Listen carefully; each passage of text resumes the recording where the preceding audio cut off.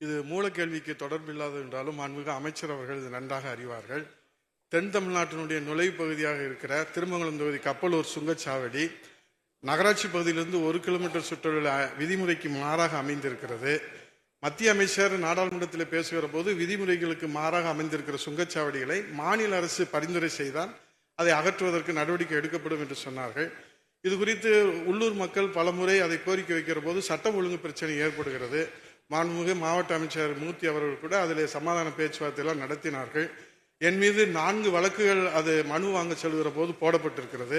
அவை மாண்புமிகு அமைச்சர் அவர்கள் மத்திய அமைச்சர் அவர்கள் வைத்த அந்த கோரிக்கையின்படி விதிமுறைக்கு நகராட்சியிலிருந்து 1 கிலோமீட்டர் சுற்றளவில் அமைந்திருக்கிறதுனால விதிமுறைக்கு மாறாக அமைந்திருக்கிறதுனால உள்ளூர் மக்கள் தொடர்ந்து அந்த கோரிக்கை வைக்கிற காலத்தினாலும் மாண்புமிகு முதலமைச்சர் அன்று எதிர்க்கட்சி தலைவராக இருக்கிற போது தேர்தல் வாக்குறுதியாகவும் வழங்கியிருக்கிறார்கள். பரிந்துரை செய்வதற்கு அந்த சுங்கச்சாவடி விதிமுறைக்கு மாறாக அமைந்திருக்கிற சுங்கச்சாவடியை அகற்றுவதற்கு மத்திய அரசுக்கு மாநில அரசு பரிந்துரை செய்வதற்கு மாண்புமிகு அமைச்சர் அவர்கள் முன் வருவார்கள் என்பதை மாண்புமிகு பேரவைத் தலைவராக கேட்டுக்கொள்வது. மாண்புமிகு அமைச்சர். மாண்புமிகு பேரவைத் தலைவர்களே, நம்முடைய மாண்புமிகு சட்டமன்ற உதயகுமார் கேட்ட கேள்விக்கு எனக்கு உடன்பாடு தான். இது சம்பந்தமாக தொடர்ந்து 2-3 கடிதங்களை மாண்புமிகு நிதின் கட்கரி அவரிடத்தில் நாங்கள் நேரடியாக கொடுத்திருக்கிறோம், வலியுறுத்தியிருக்கிறோம்.